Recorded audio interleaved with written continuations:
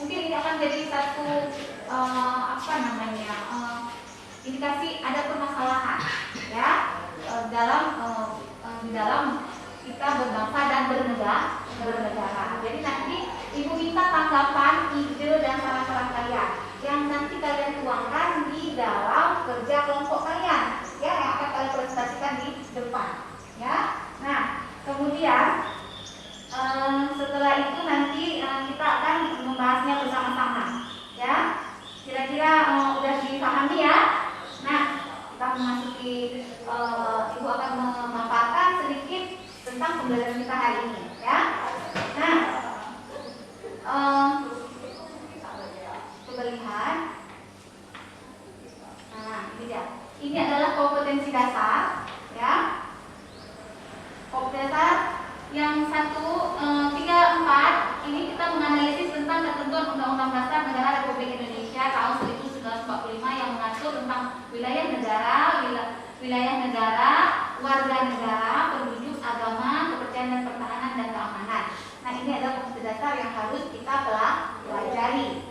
Kemudian ada yang 4.4 yaitu mempresentasikan telaah yang telah tentang ketentuan Undang-Undang Dasar Negara Republik Indonesia yang mengatur tentang wilayah negara, wilayah warga negara, penduduk, agama dan kepercayaan dan pertahanan keamanan. Kemudian indikator yang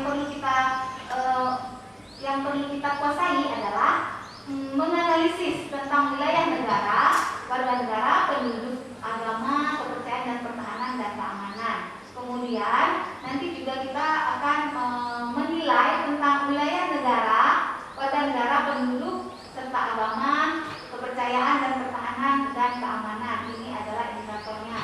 Kemudian di 4.41 mengintegrasikan hasil telaah tentang ketentuan Undang-Undang Dasar Negara Republik Indonesia tahun 1945 yang mengatur tentang wilayah negara, warga negara, penduduk, agama dan kepercayaan, pertahanan dan keamanan. Kemudian 4.4.2 menentukan hasil telaah tentang wilayah negara, warga negara, penduduk, agama, kepercayaan dan pertahanan keamanan. Nah, itu dia. Kemudian ya, ketentuan Undang-Undang Dasar Negara Republik Indonesia ini materinya adalah ya, materi yang kita bahas adalah di sini dulu tentang wilayah NKRI ya, kemudian kedudukan warga negara ya.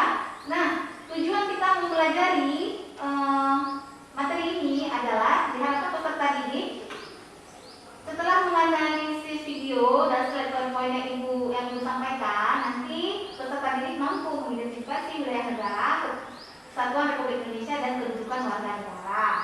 Kemudian peserta didik dapat mempresentasikan hasil identifikasi tentang ketentuan undang-undang yang mengatur wilayah negara, kesatuan Republik Indonesia dan kedudukan warga negara. Oke, nah itu adalah yang perlu kita ketahui untuk materi hari ini. Nah, sebelum ini, Ibu mau kasih tunjuk nih, ini ada gambar. Oke, kira-kira ini peta negara mana ini? Peta Indonesia. Nah, di atas adalah batas-batas wilayah Indonesia. Yang kita pelajari adalah tentang wilayah negara. Nah, yang kita lihat di sini adalah wilayah Indonesia. Nah, kita bisa lihat ini adalah peta dari Indonesia, dari Sumatera, Kalimantan, Jawa, Sulawesi, kemudian Pulau Irian, kemudian ada di sini Pulau Bali, kemudian Ambon dan seluruhnya. Ini adalah wilayah Indonesia. Dan di sini kita lihat ada di sini perbatasan laut Indonesia dengan 10 negara tetangga. Ya, nah coba kita lihat. Ibu mau tahu dulu nih, ada nggak ya anak-anak yang tahu? Ini adalah negara-negara yang berbatasan langsung dengan wilayah Indonesia. Ya, oke. Nah ini, tahu nggak ini? Nah ini kira-kira siapa yang tahu bendera negara mana ini yang berbatasan laut langsung dengan Indonesia? Ada yang tahu? Negara? Ini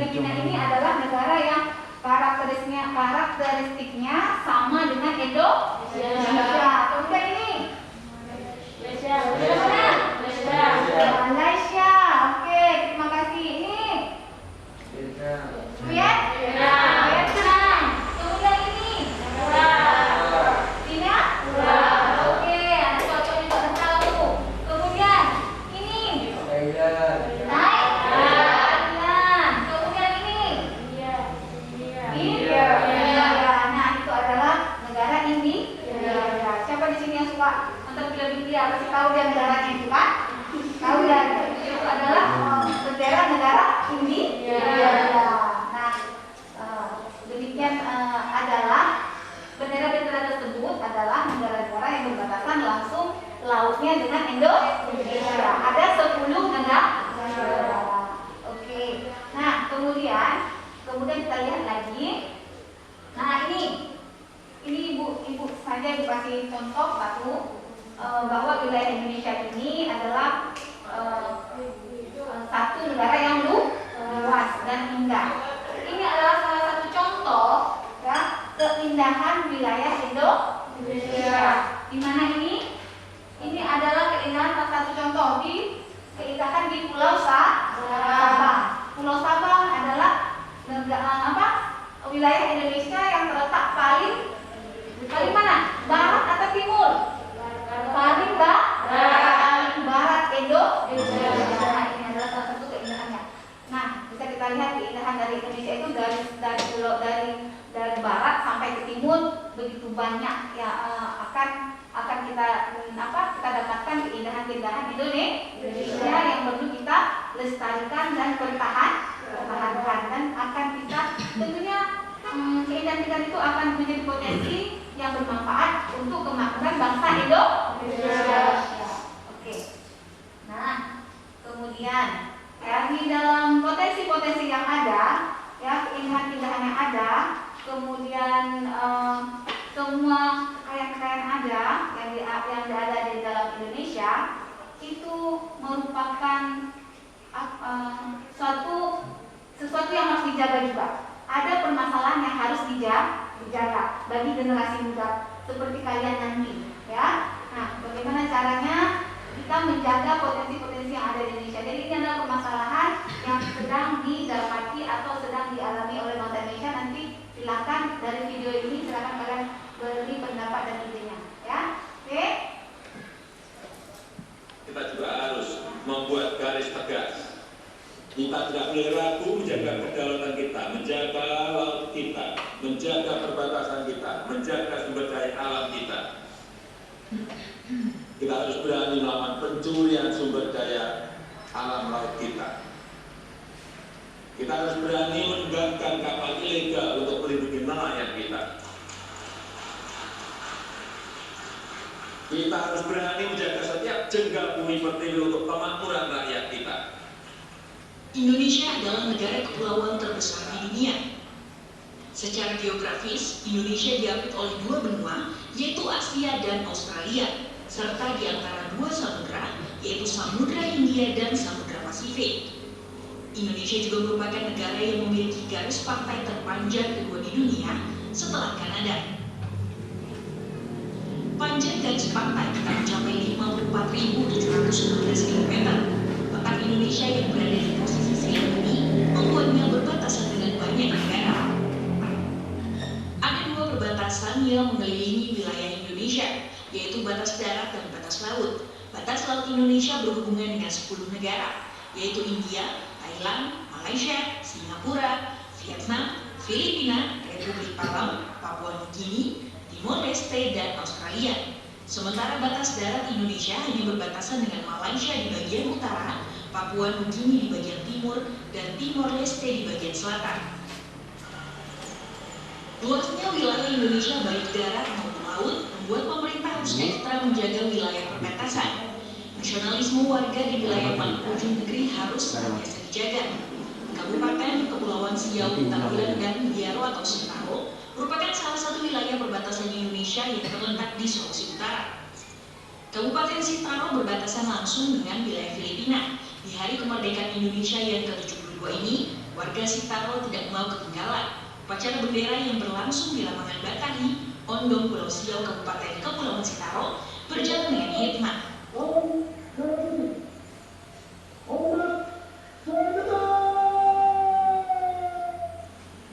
Pemerintah belakangan meningkatkan pengamanan di wilayah Sitaro terkait masuknya ISIS ke wilayah Filipina.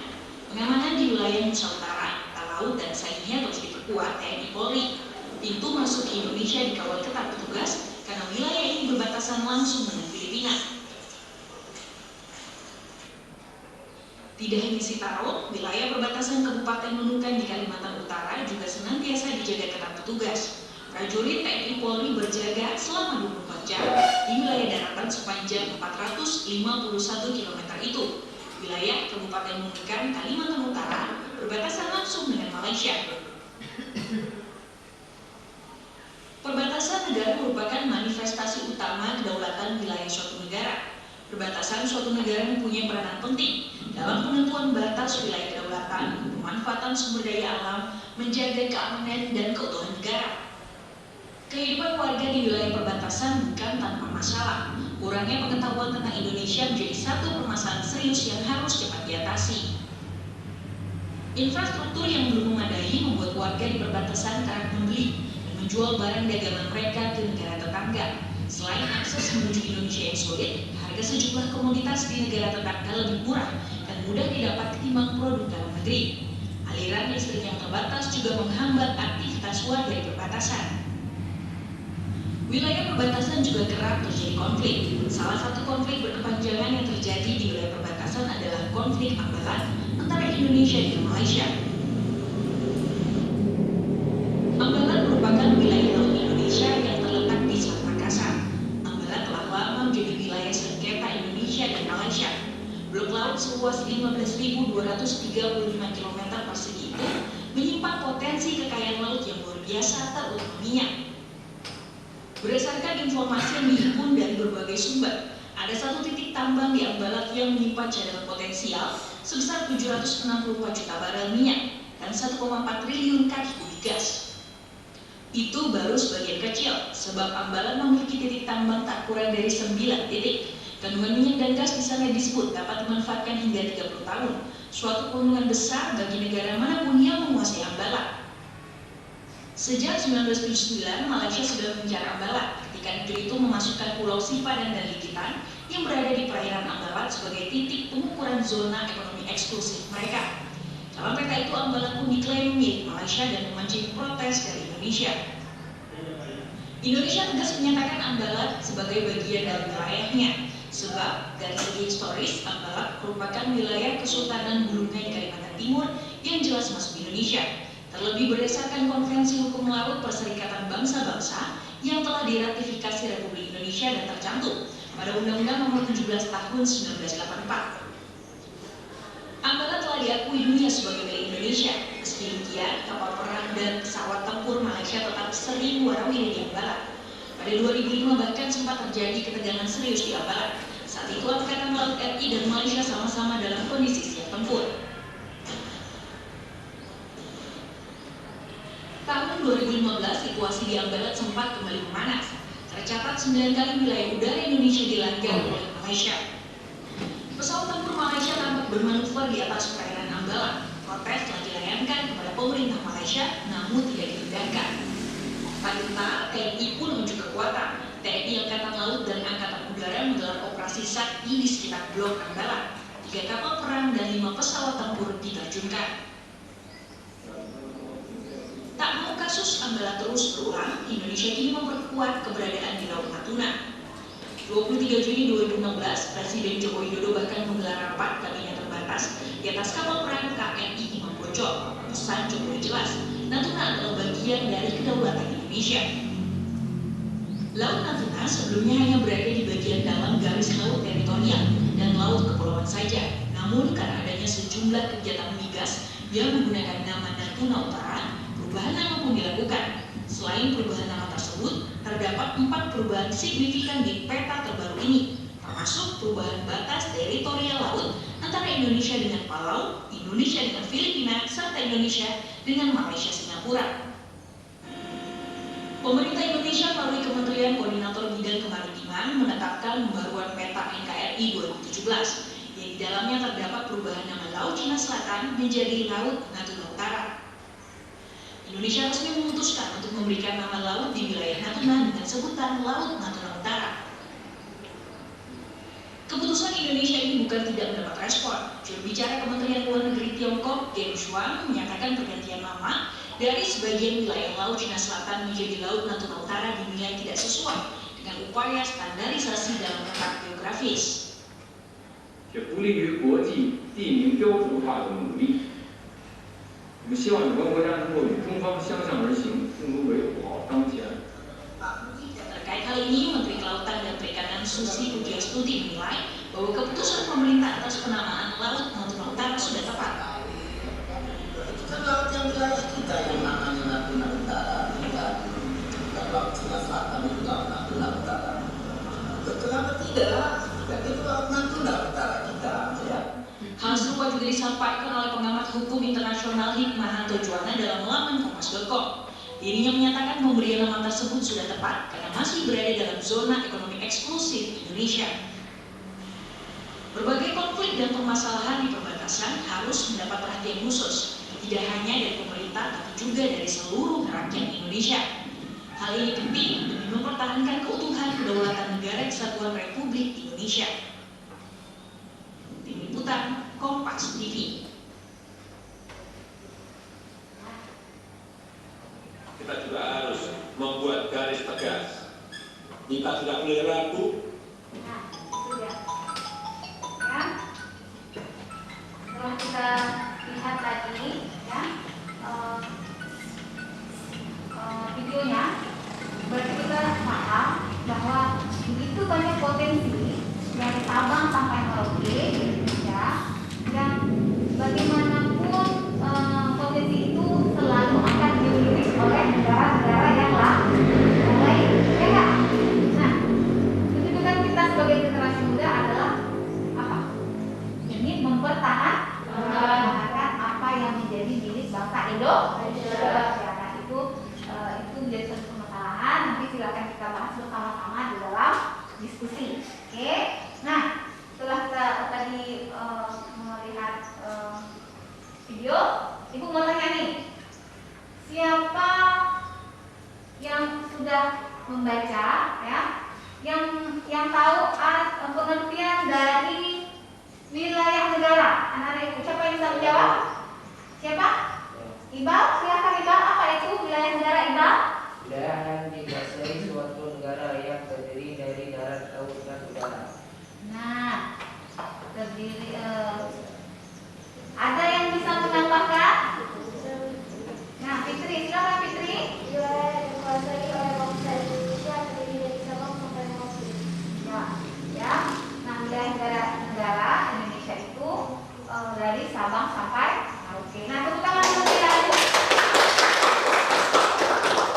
Jawaban kalian benar, ya. Nah, wilayah negara itu adalah wilayah negara merupakan, ya, unsur dari suatu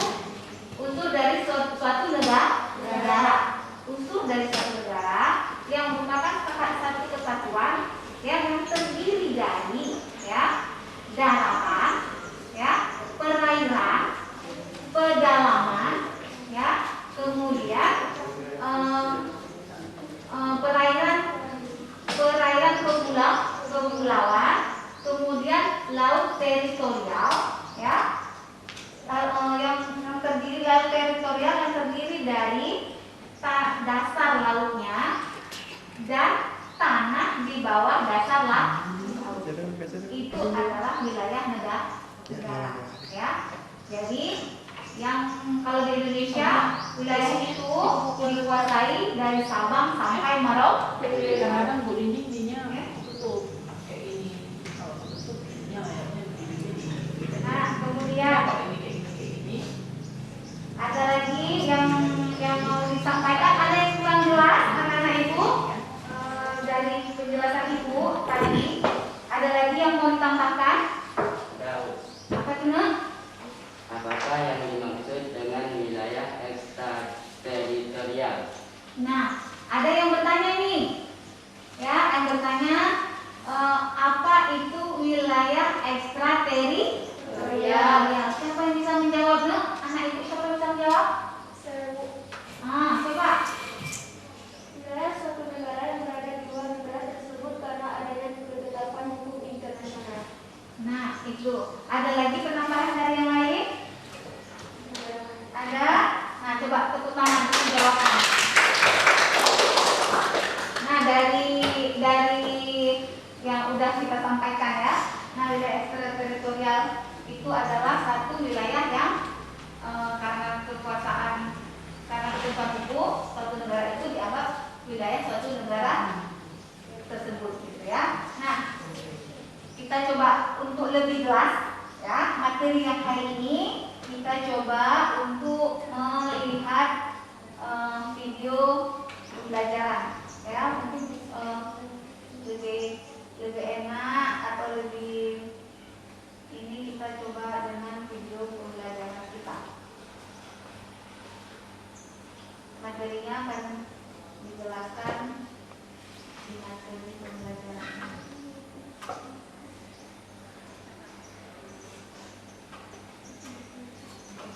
Silakan dilihat, ya.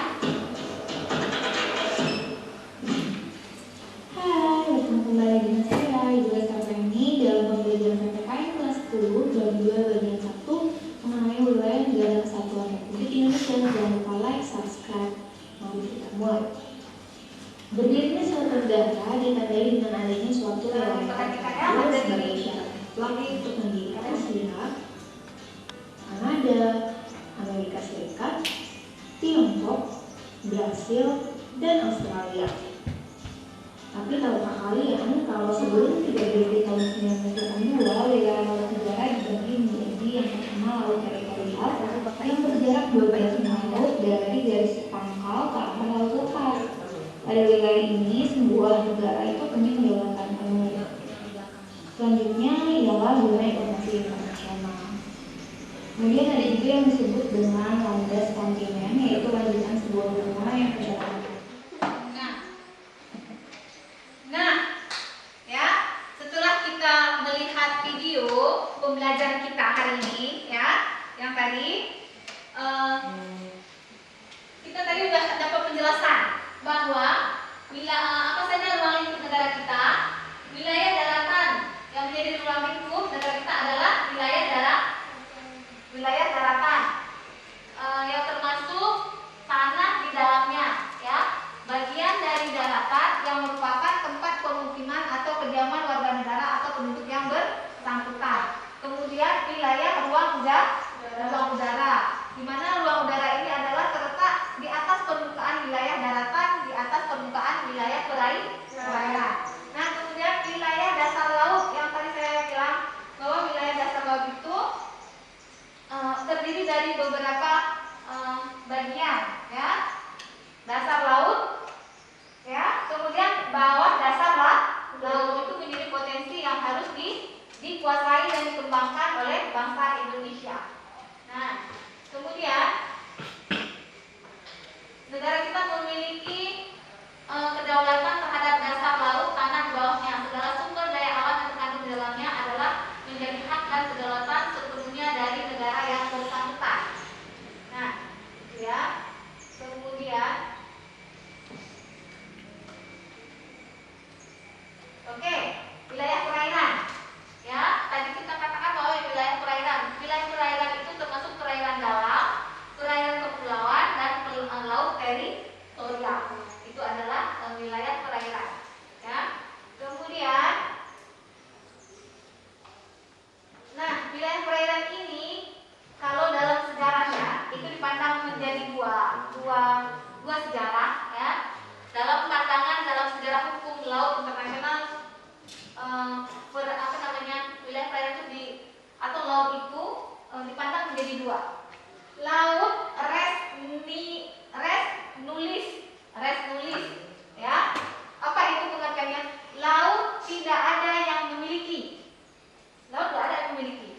Berarti tidak boleh dimiliki oleh semua negara atau semua orang. Kemudian ada lagi res komunis. Ya, res komunis artinya laut milik bersama rakyat dunia.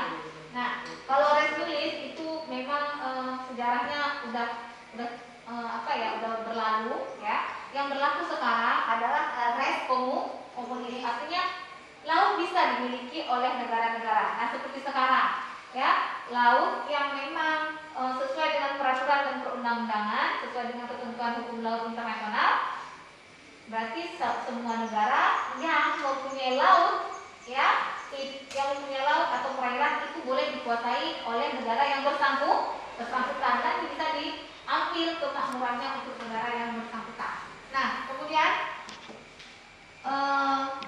satu, ketentuan batas laut teritorial. Nah, ini dia. Apa itu laut teritorial?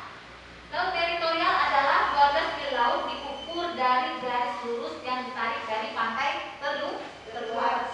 Ya. Nah, di sini laut teritorial adalah laut yang dikuasai oleh satu negara penuh. Dan apabila laut teritorial ini dimasuki oleh negara lain tanpa memberitahu negara yang bersangkutan, maka laut teritorial kita atau kapal yang masuk ke wilayah laut teritorial itu langsung bisa ditembak, kan? Bisa bisa diberi sanksi, ya, bisa diberi sanksi. Jadi kalau laut teritorial itu kita harus tahu bahwa laut teritorial satu negara harus sangat dihormati. Kemudian ketentuan batas zona bersebelahan atau itu jaraknya adalah 12 mil laut sampai 24 mil laut di luar teritorial. Kemudian ketiga, ketentuan batas zona ekonomi eksklusif diukur dari pantai terluar sejauh 20 mil, ya. Nah, ini juga, ya. Nah, dalam hal zona ekonomi eksklusif, ya, ada ketentuan. Kalau di sini ini tidak boleh dilewati oleh negara manapun, ya, kecuali urusan penerbangan internasional. Tapi kalau yang ini, ya, itu boleh dilewati oleh negara lain dengan memberi apa?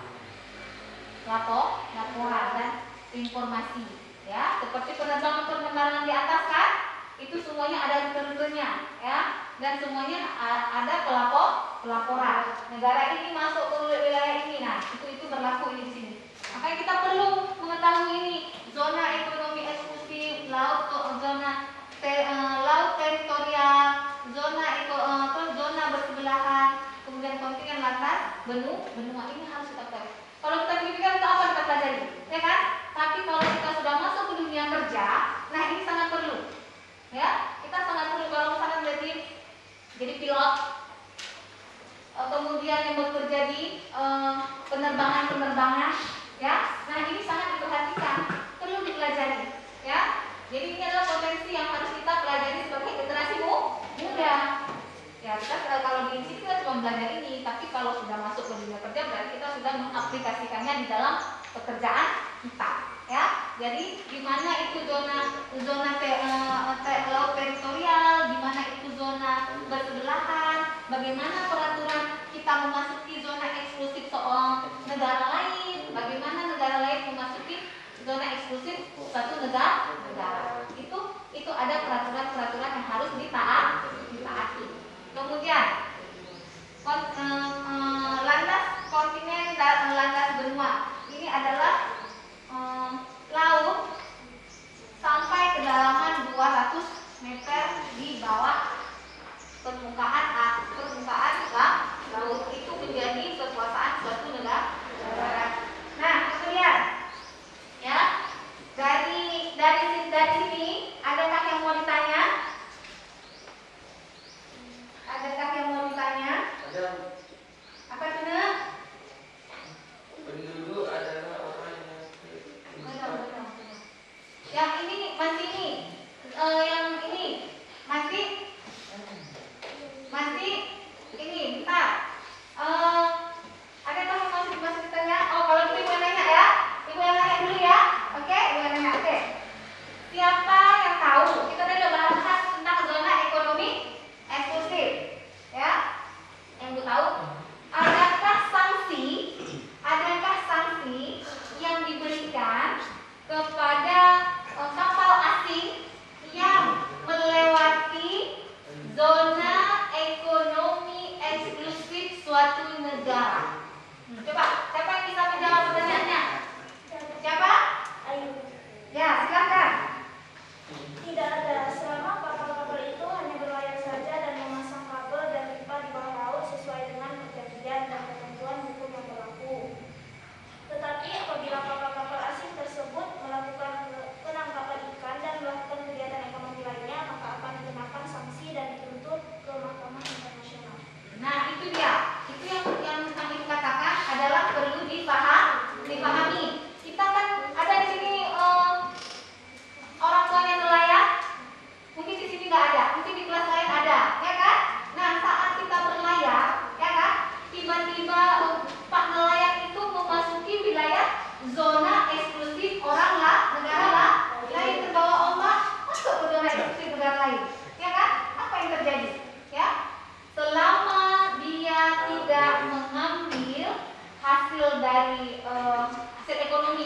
berharga dari laut orang lain itu tidak apa-apa, ya kan? Nggak lewat aja, ya lewat aja nggak apa-apa. Yang tidak boleh adalah mengambil hasilnya, misalnya apa? Mengambil ikan di wilayah zona eksklusif, kemudian mengambil karang-karang, ya ada terumbu-terumbu karang tuh indah-indah. Kita bisa lihat di Indonesia zona ekonomi eksklusif itu dipergunakan untuk kawasan apa? Pariwisata. Ya, kemudian ada yang mengambil ini lagi minyak bumi, ya kan? Di situ hasil minyak bumi sangat banyak tuh di daerah zona ekonomi eksklusif. Nah, kalau ada yang mengambil mengambil hasil ekonomi yang tidak sesuai dengan peraturan perundang-undangan, tentunya akan dikenakan sanksi, ya kan? Dikenakan sanksi dan akan dilaporkan ke Mahkamah Internasional. Ada salah satu kejadian terjadi kapal pesiar itu mewah, dia berlayar di daerah zona ekonomi eksklusif Indonesia di pulau timur di pulau Papua. Siapa tahu? Raja Ampat. Ada pernah dengar? Nah, kapal pesiar itu khusus dia memang berlayar ke situ untuk menikmati keindahan Pulau Raja Ampat, ya kan? Nah, setelah ditinggalkan oleh kapal tersebut, ternyata setelah diselidiki oleh Indonesia, ternyata banyak terumbu-terumbu karangnya yang rusak gara-gara mungkin mereka kalau di tengah laut itu ternyata bisa berdiri, bisa menetap, ya kan? Jadi mereka bisa seminggu di situ menikmati keindahan laut Raja Ampat, ya. Dan dari laut mereka terjun ke bawah, ya kan? Atau ada memakai dengan kapal-kapal kecil untuk mengitari pulau-pulau tersebut. Ternyata setelah ditinggalkan terjadi menurut penelitian terjadi kerusakan. Nah, itu kemudian orang Indonesia, Kementerian Luar Negeri Indonesia kemudian melakukan pelaporan bahwa telah terjadi kerusakan dengan tindakan yang dilakukan oleh kapal pesiar tersebut, dan mereka harus bertanggung jawab. Nah, itulah dia peraturan yang kita harus tahu apabila kita memasuki laut-laut zona yang sudah ditentukan, ya kan? Nah, apalagi nelayan kita masuk ke wilayah orang lain, ya kita harus tahu. Berarti kalau sudah masuk ke wilayah orang lain, berarti kita tidak boleh lagi ambil ikannya. Berarti kita tidak boleh lagi ambil apa-apa yang ada di dalam laut mereka. Kita cukup hanya mengambil di laut yang kita kuasai saja, ya. Karena tahu ada kan, nelayan kita tiba-tiba udah masuk ke sana, sampai ke sana, Pak, kami udah ini Pak, udah terdampar kami kemari, ya kan? Nah, itu kita coba jelaskan, ya. Nah, itu dia. Oke, kira-kira dari pelajaran kita hari ini tentang zona yang ada di perairan kita sudah tahu manfaatnya, ilmunya sudah tahu, ya. Ya, untuk apa kita mempelajarinya, ya? Oke. Nah, ini kalau kita masuk ke dunia kerja banyak hal yang akan kita pelajari lebih lanjut, ya. Apalagi yang cowok-cowok, tapi nggak terbukti, nggak cocok, cewek-cewek juga bisa, ya. Di penerbangan tuh banyak tuh yang jadi cewek-cewek, ya. Jadi bisa menjadi potensi untuk lapangan pekerjaan. Oke, kemudian kewenangan pemerintah dalam mengelola dan memanfaatkan wilayah negara dan kawasan perbatasan. Nah, itu coba lihat, ya, menetapkan kebijakan pengelolaan pemanfaatan wilayah negara dan kawasan perbatasan. Kemudian mengadakan perundingan dengan negara lain mengenai penetapan batas wilayah negara sesuai dengan peraturan perundang-undangan dan hukum internasional. Kemudian membangun dan membuat tanda batas wilayah negara. Kemudian melakukan pendataan dan pemberian nama pulau dan kepulauan serta unsur geografis lainnya. Kemudian memberikan izin kepada penerbangan internasional untuk melintasi wilayah udara eksteritorial pada jalur yang telah ditentukan. Kemudian melaksanakan penguasaan zona tambahan untuk mencegah dan menghukum pelanggar undang-undang di bidang Bidang bea cukai fiskal, imigrasi. Kemudian 8, penetapan wilayah udara dilarang dilintasi oleh penerbangan internasional untuk kepentingan pertahanan dan keamanan. Berarti ada wilayah-wilayah yang memang tidak boleh dilewati oleh kapal-kapal asing untuk kepentingan pertahanan dan keamanan. Kemudian membuka dan membuat dan memperbaharui peta wilayah. Kita ketik dia memperbaharui peta wilayah negara dan menyampaikan kepada DPR sekurang-kurangnya 5 tahun sekali. Kemudian menjaga keutuhan, kedaulatan dan keamanan wilayah negara serta kawasan perbatasan. Nah, itu adalah kewenangan dalam pemanfaatan pengelolaan wilayah negara di Indonesia. Nah, kemudian sekarang kita coba untuk nah, di sini kita ada yang mau bertanya? Enggak ada ya? Oke. Kemudian kita masuk kepada kedudukan warga negara dan penduduk. Ya. Sebelumnya, siapa yang tahu pengertian atau pemahaman kalian tentang apa itu penduduk? Nah, ini judulnya adalah kedudukan warga negara dan penduduk Indonesia.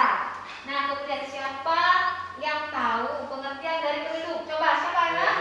Nah, coba jalan ini. Penduduk adalah orang yang bertempat tinggal di suatu wilayah negara tertentu dengan waktu yang cukup lama. Nah, penduduk adalah seseorang yang tinggal di wilayah tertentu dengan jangka waktu yang cukup lama. Kemudian ada yang menambahkan? Coba, siapa? Siapa? Silakan. Penduduk adalah individu atau sekelompok individu yang bertempat tinggal di suatu wilayah sesuai dengan hukuman yang berlaku. Nah, itu dia. Coba tepuk tangan dulu. Penduduk, benar anak-anak itu ya. Nah, penduduk itu adalah ya. Dari jawaban itu, penduduk sebenarnya adalah menjadi satu unsur negara juga, ya. Menjadi satu unsur negara yang dimana satu orang atau sekelompok orang yang tinggal di wilayah dengan jangka waktu yang cukup lama. Ingat nggak? Penduduk bisa warga negara dan bisa bukan warga negara. Ingat ya? Penduduk bisa warga negara dan bukan warga negara. Nah, kalau penduduk warga negara, ya berarti warga negara di daerah atau di wilayah negara tersebut. Tapi kalau yang bukan warga negara, berarti seseorang itu adalah warga negara asing. Ya kan? Saya contohkan. Penduduk. Kalian penduduk mana sekarang? Kalian mau katakan penduduk mana? Indonesia. Kemudian tinggal di Indonesia. Warga negara mana? Warga negara Indonesia.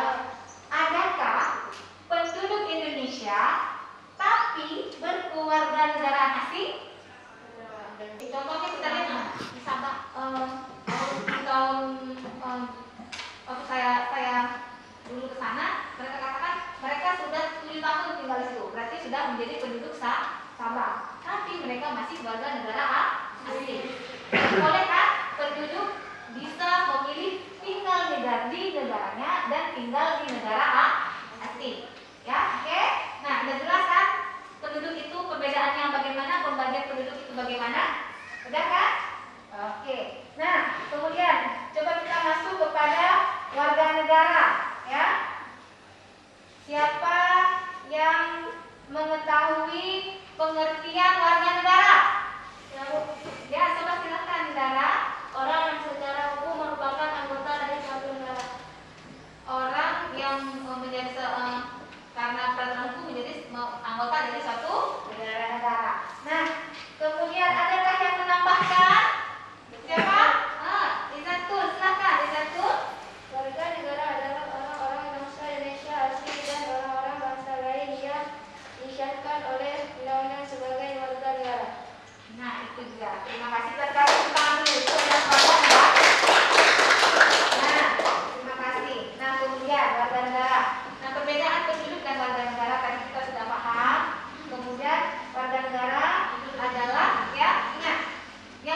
warga negara adalah ya karena peraturan hukum ya, karena kedudukannya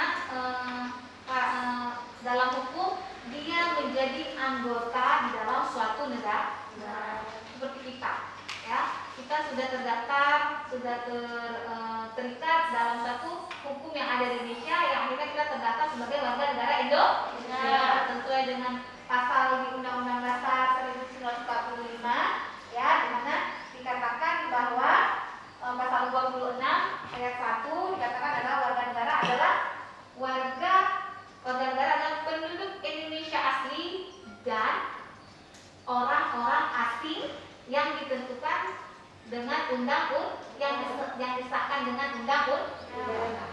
Berarti warga negara di Indonesia itu bisa dari warga negara asing, seperti kita, dan boleh warga negara asing. Jadi warga negara Indonesia boleh dari warga negara asing yang kemudian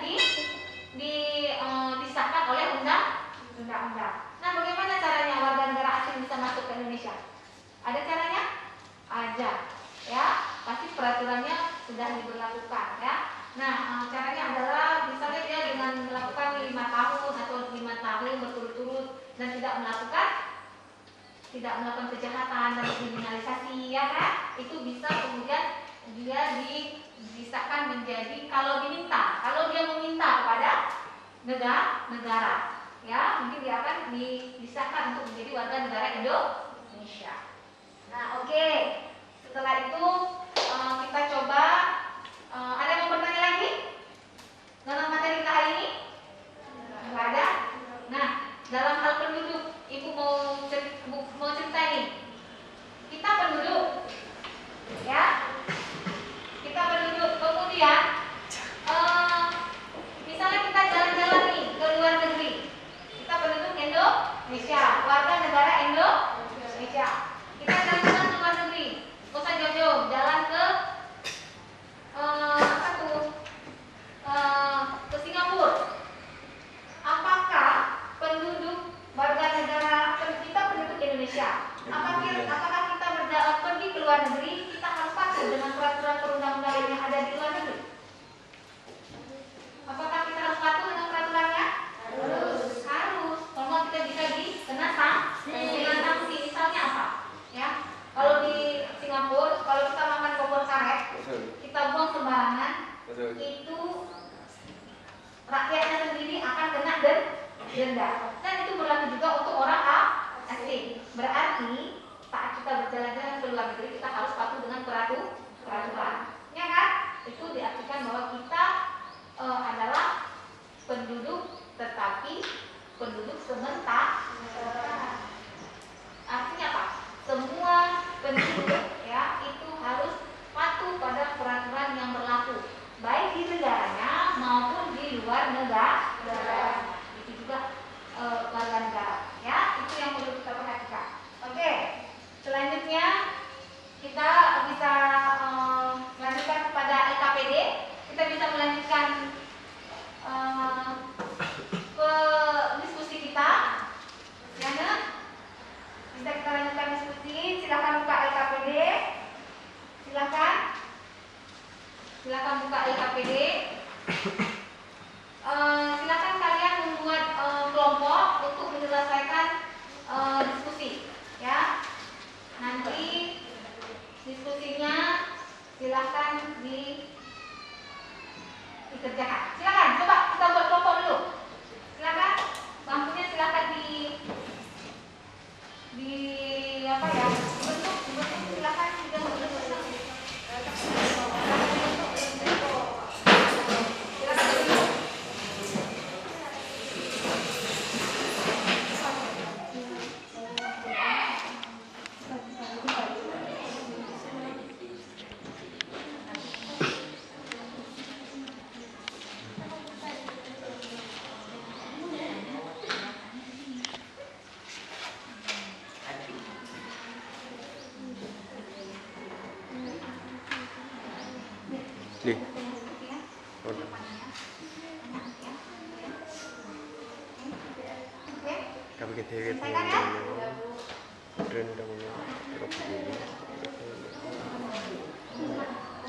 Đụng lên loại chắc là đây.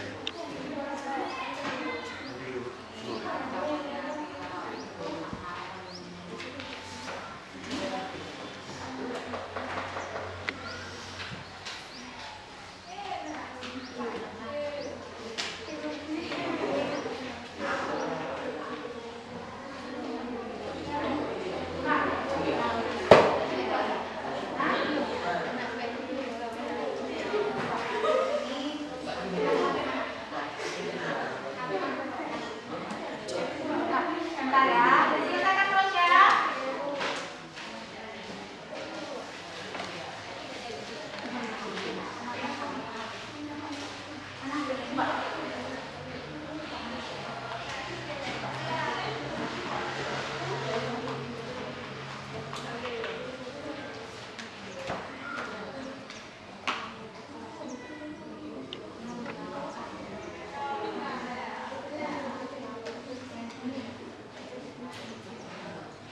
Bentar, selesaikan terus ya.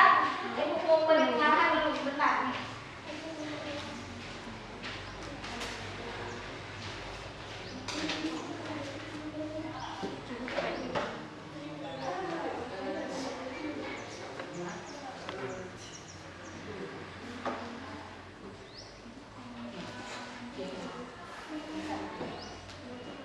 Boleh dijahit gitu. Dapat banyak dia.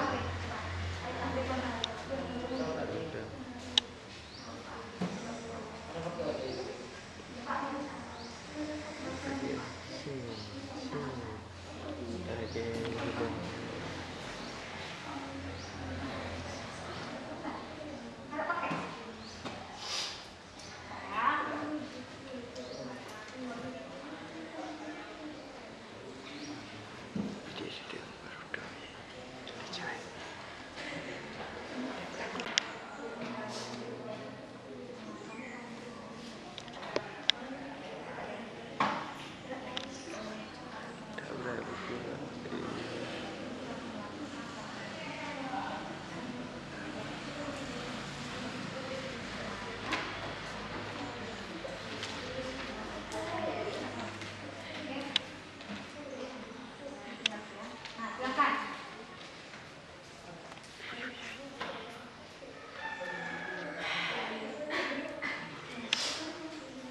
Bekerja Sudah paham?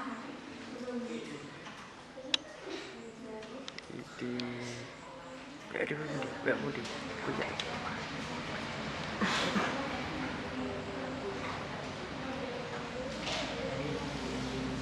Cowok tuh ada itu apa cowok mendu mana kali cowok mendu cowok ini nulis.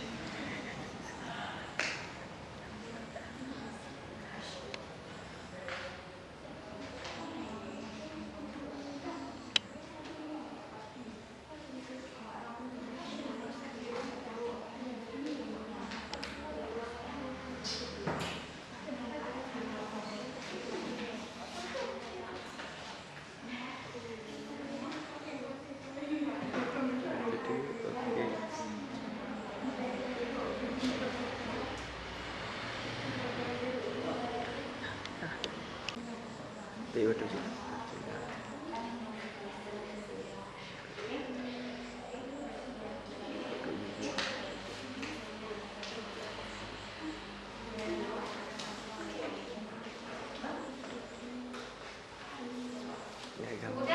Agak beda dari Waktu. bicara itu sekarang.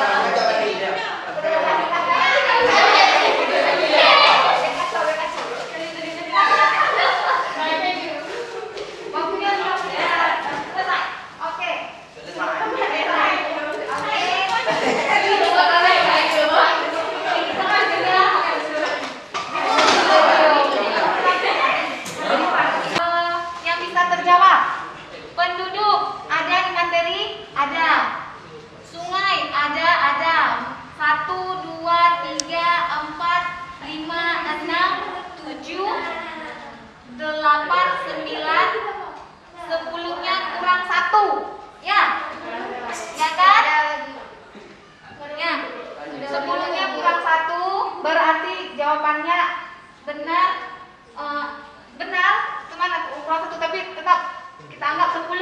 Ya, ini kelompok 1 kan? Kelompok 1. Kemudian ini kurang O. Oke. Kelompok 2. 1, 2. Penduduk Sungai Malaysia 1, 2, 3, 4, 5, 6, 7. Ya.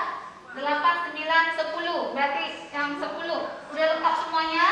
Kelompok 2 lengkap ya. Nah, kalau kelompok 2 lengkap, 10 lengkap semua. Nah, kelompok 3. Kelompok 3 ya. 1, 2, 3, 4. 4. Yang lengkap 4. Yang lengkap 4.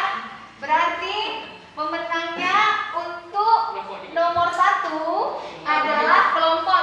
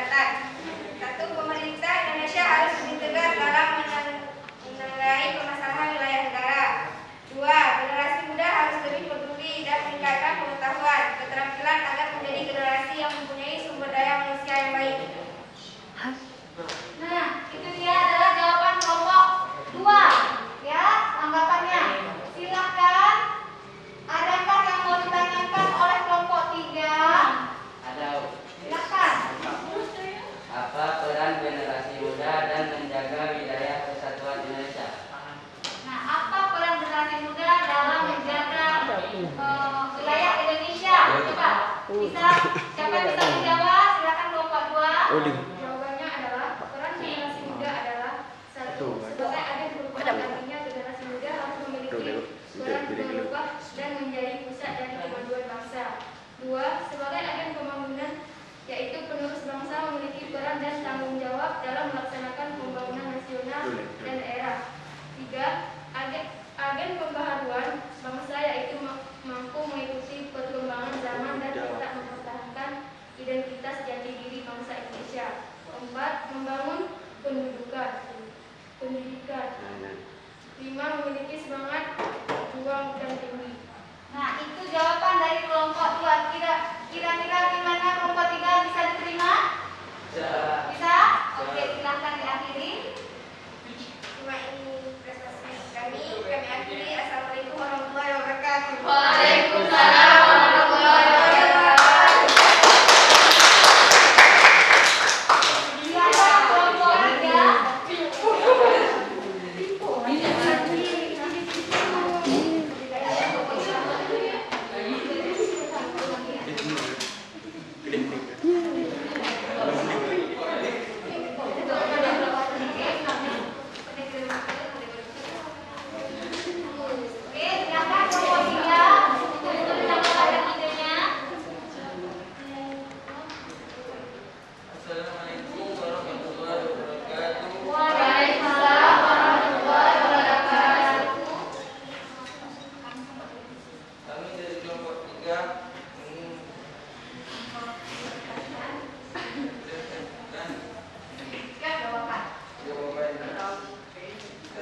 Indonesia harus melakukan pendaratan dan pemberian nama pulau dan kepulauan serta untuk geografi lainnya. Membangun